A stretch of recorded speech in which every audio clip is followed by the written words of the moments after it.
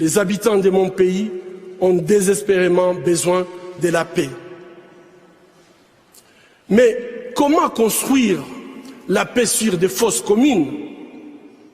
Comment construire la paix sans vérité ni réconciliation? Comment construire la paix sans justice ni réparation?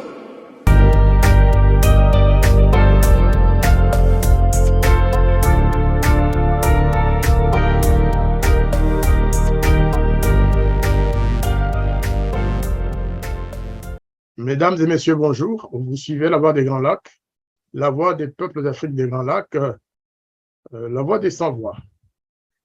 Nous sommes dans le studio avec Maître Emmanuel Bidanda, qui est notre invité du jour. Il va nous parler de l'affaire Bissé-Sero. Comme vous le savez, 17 ans après l'ouverture d'une information judiciaire et 28 ans après les faits, c'est-à-dire les massacres de Bissé-Sero, le tribunal de Paris a ordonné le 7 septembre un non-lieu dans l'enquête visant 5 officiers français à Bissé-Sero, bien sûr, un village de l'ouest du Rwanda.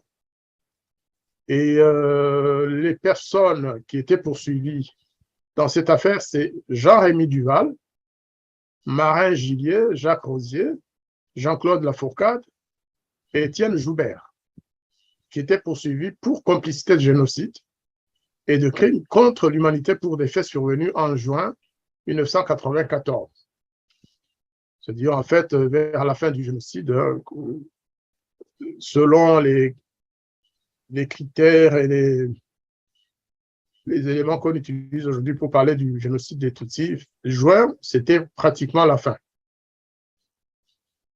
Et en ce moment-là, l'armée française est arrivée au Rwanda, justement, dans le cadre de la mission Turquoise. Et c'est un événement qui s'est passé juste à l'arrivée de Turquoise, qui a fait que toute cette affaire a été montée, qu'il y a eu des poursuites. Et Maître Emmanuel Bidanda va nous expliquer exactement ce qui s'est passé depuis. Le non-lieu, c'est quoi en droit français?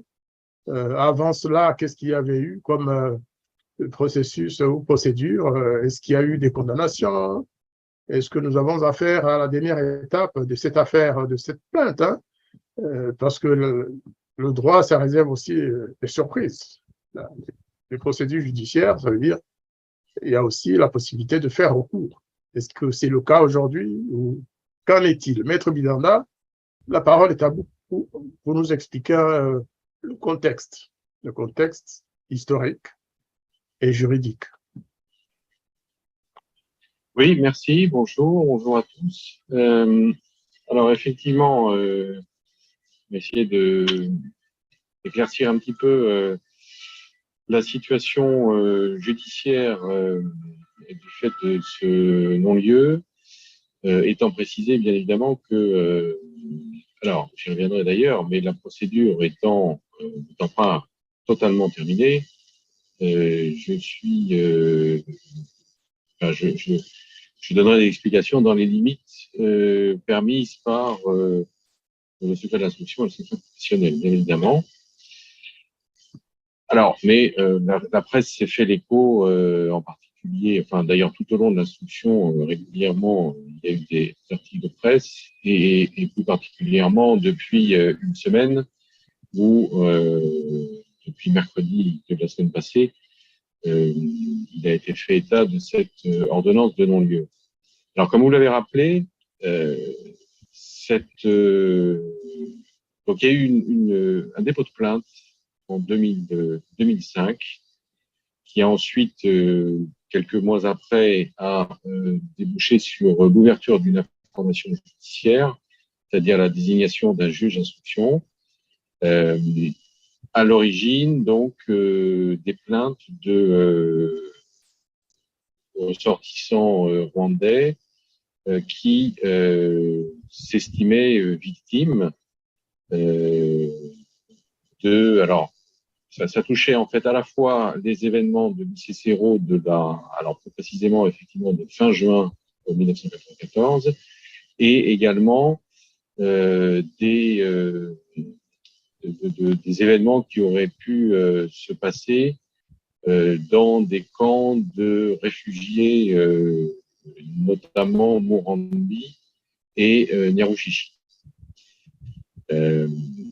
Alors, ces victimes, tout à fait de la qualité de victimes, mais en tout cas, il s'est estimé que des militaires français étaient responsables à divers titres d'infractions extrêmement graves, puisque la qualification des faits relevait de, comme vous l'avez indiqué, pour faire simple, de complicité de crimes contre l'humanité ou de génocide, c'est-à-dire les deux infractions les plus graves du code pénal et des instruments internationaux en la matière. Alors, je vais aller assez vite parce qu'il y a eu 17 ans d'instruction, en tout cas pour cette première phase. Et 17 ans d'instruction, bien évidemment, c'est un temps extrêmement long, d'autant plus que les faits eux-mêmes étaient déjà antérieurs de 9 ans. Alors, pendant un certain nombre d'années, il y a eu beaucoup d'actes d'investigation qui ont été menés par différents juges d'instruction. Au total, je crois qu'on doit être au 10e juge d'instruction. Aujourd'hui, ça a été repris dans la presse. On en est à plus de 16 000 pièces d'instruction, cotes au dossier, ce qui commence à être d'un volume certain.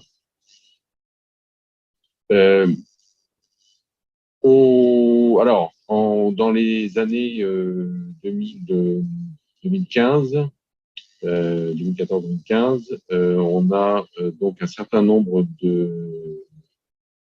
d'officiers qui avaient eu des responsabilités au début de l'opération turquoise qui ont été placés sous le statut de témoin assisté.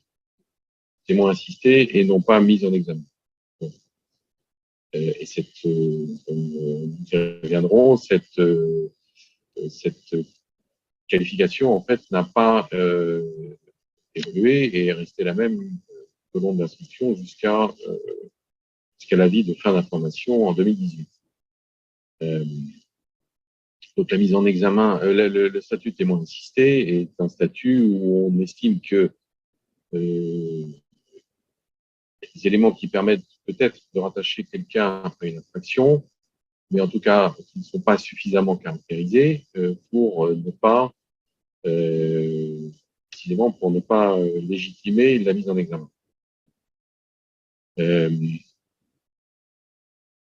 Donc on a eu énormément d'actes d'instruction, on a eu un certain nombre en particulier de commissions rogatoires internationales avec le Rwanda et voilà, il y a eu des déplacements des juges, des enquêteurs, des auditions de témoins, voilà, tout un travail qui a été fait très important, de très très nombreux documents qui ont été demandés aux différents ministères, en particulier au ministère des Armées, bien évidemment, avec des procédures de demande de classification,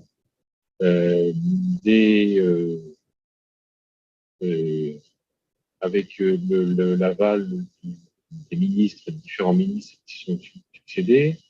Voilà, enfin, un travail colossal qui a été fait et qui a abouti, c'était quand même la première étape en 2018, à ce qu'on appelle l'avis de fin d'information, c'est-à-dire à la situation lorsque les juges d'instruction estiment que leurs investigations sont terminées, ils vont avoir terminé ce qui pensait être les investigations nécessaires, et donc inviter les différentes parties concernées, y compris le parquet, à faire des observations, faire des demandes d'actes, etc. Bon, donc ça, c'était en juillet 2018. Et ça a pris un certain temps pour arriver à 2021, 2022. Il y a eu le Covid entre-temps, bien évidemment, donc un certain ralentissement. Et nous avons eu en parallèle, en 2021, le rapport de la commission Duclerc, qui lui-même, ce rapport a une optique différente, une finalité différente, et un objet plus large que les faits qui étaient concernés par le dossier judiciaire. Alors, toujours est-il que le rapport Duclerc a suscité, ce sont donc les derniers développements, ceux qui ont été relatés par la presse, notamment en juin dernier et ces derniers jours. C'est-à-dire que les juges d'instruction ont estimé nécessaire de procéder à une analyse du rapport Duclerc, une analyse de son contenu, de ses conclusions et également des documents que la commission avait pu examiner pour en fait s'assurer que certaines concordances ou en tout cas absence de hiatus entre les documents mis à disposition commission et ceux examinés par l'institution pour de l'information judiciaire. Et ils ont donc estimé, comme nous, c'est-à-dire les officiers mis en cause l'avaient également estimé et l'avaient fait savoir que finalement, sur des questions abordées dans le dossier judiciaire, la commission Duclerc, le rapport Duclerc n'apportait pas d'éléments nouveaux.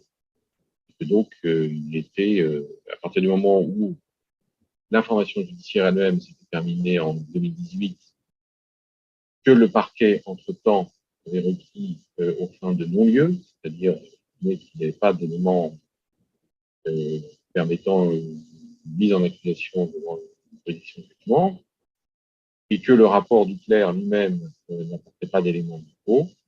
Il était à la logique judiciaire voulait que une ordonnance de non-lieu fût prise pour mettre fin à cette première étape d'instruction. Et c'est ce qui a été fait par les juges d'instruction, puisque effectivement, début septembre, ils ont rendu cette ordonnance qui a été communiquée aux parties la semaine dernière. Donc, l'ordonnance de non-lieu veut dire que les charges, et il n'y a pas de charges qui permettent de renvoyer les personnes qui étaient mises en cause devant une juridiction de jugement. Donc, c'est une étape fondamentale, puisque cette ordonnance, et comme je me répète, va dans le même sens que les réquisitions prises par le parquet. Donc, c'est une étape extrêmement importante, puisqu'elle met fin à 17 ans d'instruction. Et donc, la conclusion est qu'à aucun moment, les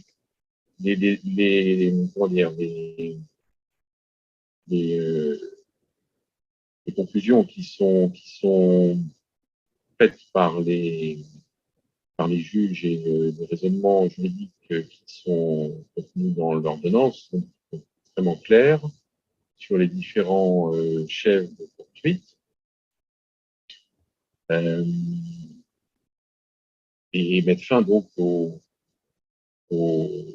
accusations qui étaient portées. Alors, pour autant, bien évidemment, nous sommes au premier, même si 17 ans se sont écoulés, nous sommes au premier degré de juridiction et il existe un second degré de juridiction qui est la chambre de l'instruction.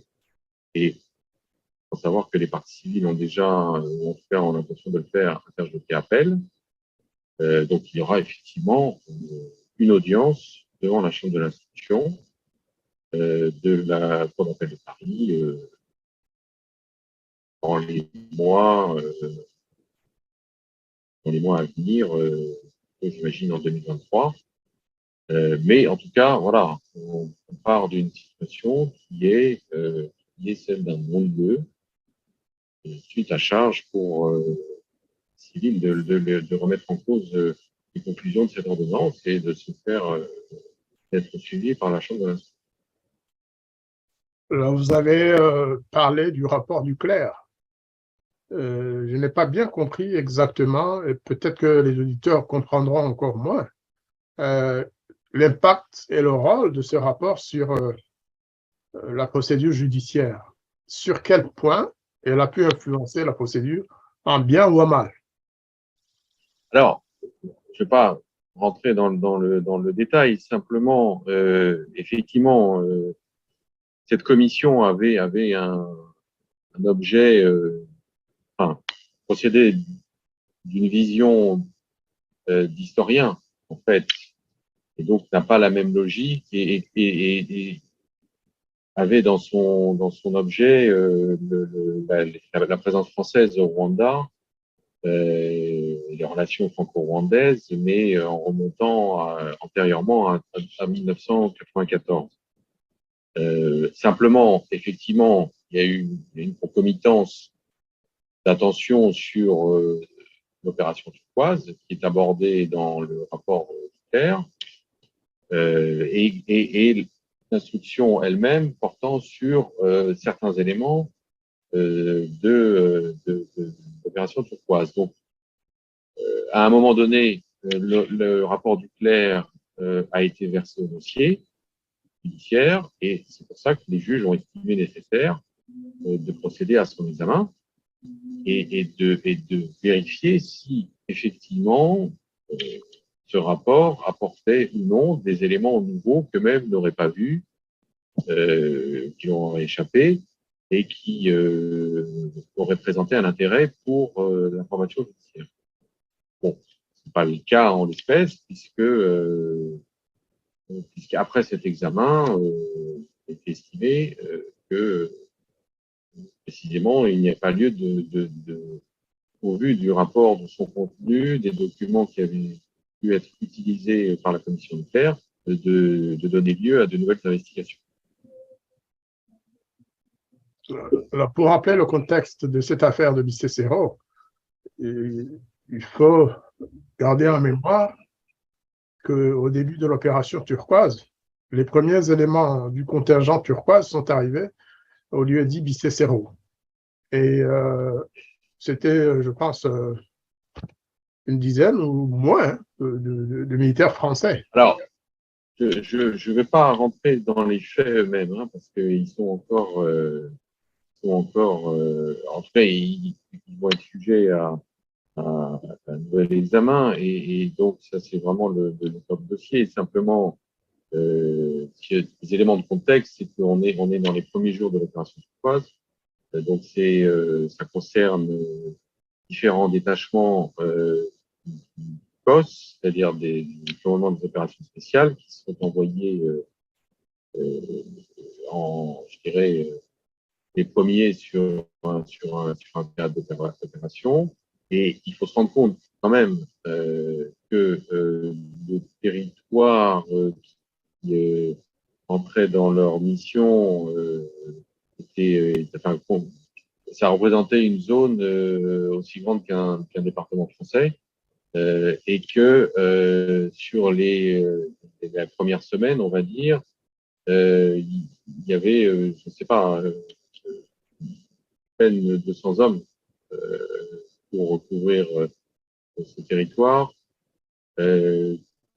sachant que, évidemment, les personnels militaires et les soldats ne peuvent pas fonctionner 24/24. Donc, en fait, il y avait une zone énorme à couvrir, des informations extrêmement réduites, parcellaires, qui pouvaient être totalement contradictoires, voire trompeuses, bien évidemment.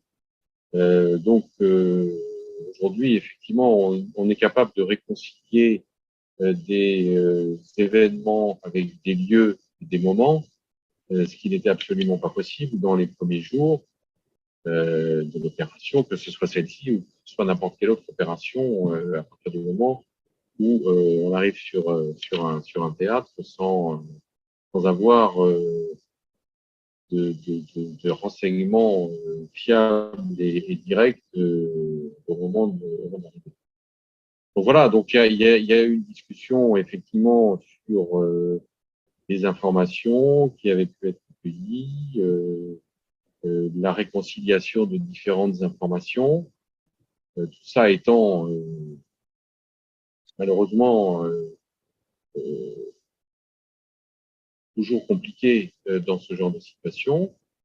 Maintenant, ce qui est absolument clair dans le terme de cette ordonnance, c'est que absolument aucun élément factuel ni intentionnel a fortiori ne permet de considérer qu'il y a eu à un moment donné, de façon ou d'une autre, une quelconque complicité des militaires français, de leurs chefs, des subordonnés, enfin, de complicité, de génocide, de crimes contre l'humanité. Effectivement, mais s'il y a recours, est-ce que ça veut dire que tout repart à zéro ou il y a des coins de ce dossier qui ne vont pas être rouverts? Alors après, l'appel appartient aux parties civiles, donc nous verrons quels sont les moyens qui seront soulevés devant la Chambre d'instruction. Mais là, pour l'instant, on parle d'une audience où, en fait, l'objet de cette audience, c'est de critiquer ou de considérer que, soit de critiquer l'ordonnance de non-lieu et donc d'expliquer par des moyens soulevés pourquoi cette ordonnance est critiquable et qu'elle aurait dû voir qu'elle n'a pas vu, ce qu'elle aurait dû faire, les instructions les actes d'instruction qui auraient dû être faits qui n'ont pas été faits, ou à contrario de dire non, s'il y a tant d'instructions, je pense qu'on a pu faire le tour de l'instruction. Comme on dit, toutes les portes ont été fermées et il n'y a pas lieu d'aller plus loin en ce qui concerne les faits soulevés dans les plaintes et dans les actes de saisine des juges. D'accord.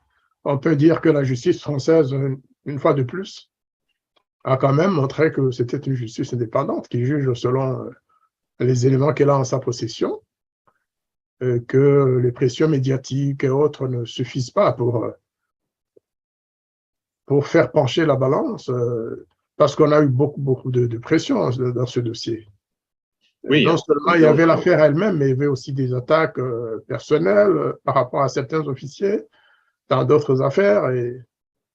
oui, bon, il y a eu tout un contexte médiatique, politique entre la France, le Rwanda, effectivement des associations qui sont très actives dans leurs accusations. Bon, voilà, les juges ont répondu. Cette décision, en l'état, elle s'impose à tous. Et nous verrons le moment venu, devant la Chambre d'instruction, ce que décidera cette Chambre d'instruction. Et puis, si certains estiment devoir aller devant la Cour de cassation, devant la Cour de cassation. Mais si vous voulez, à un moment, il faut voilà, faire litière du médiatique et du politico-médiatique. Nous sommes dans une procédure. Cette procédure a franchi une première étape, qui est une ordonnance de non-lieu. En l'état, elle s'impose à tous. Nous verrons ensuite ce qu'il en est. J'avais envie de vous poser une question sur une personnalité, mais je n'ose pas le faire. Pardon? Je voulais vous poser une question sur un des officiers qui fait beaucoup de bruit ces derniers temps, mais on va peut-être le laisser de côté parce que ce serait lui faire trop de publicité qu'il ne mérite peut-être pas. Alors, oui, sans savoir de qui vous faites allusion, simplement, chacun a le droit de s'exprimer, chacun a le droit d'avoir une opinion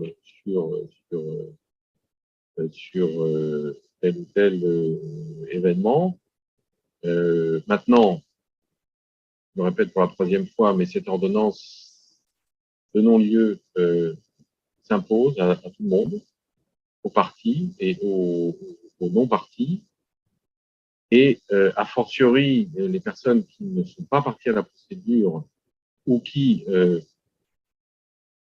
au-delà de ça, n'étaient pas présents sur les lieux concernés, ce qui concerne les événements considérés.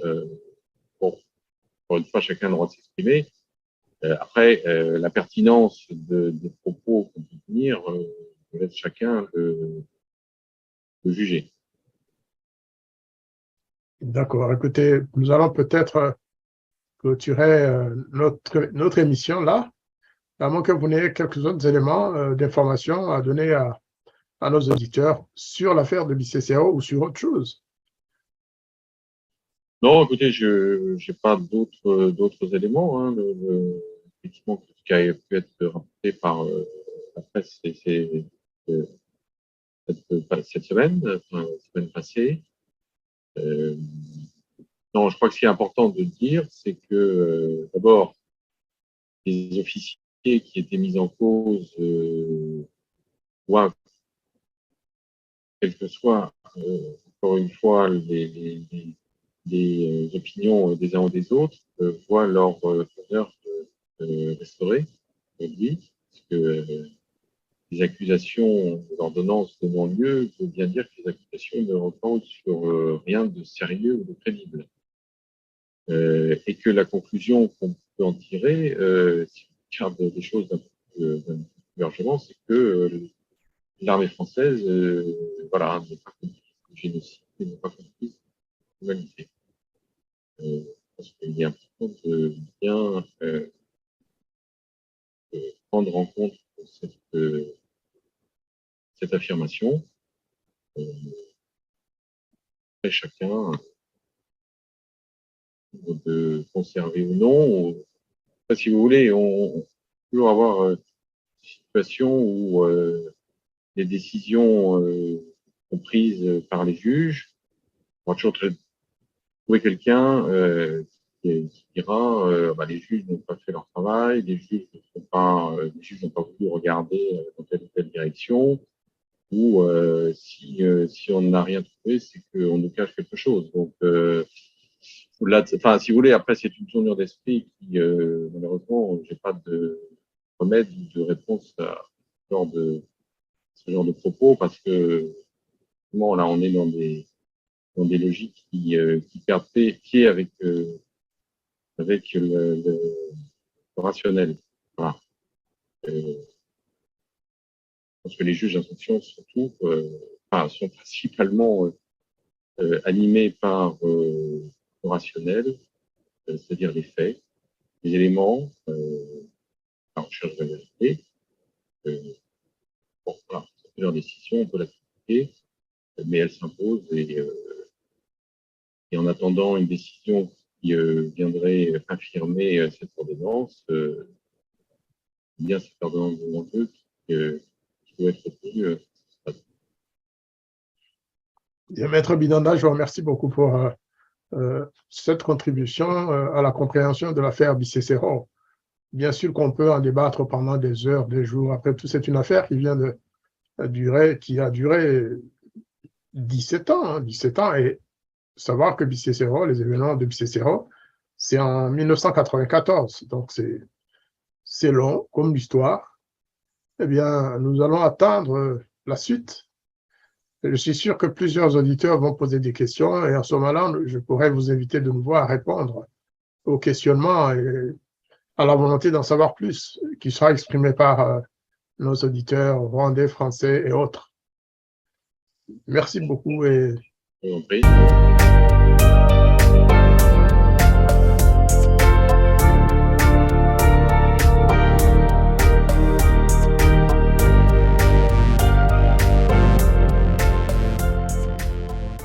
les habitants de mon pays ont désespérément besoin de la paix.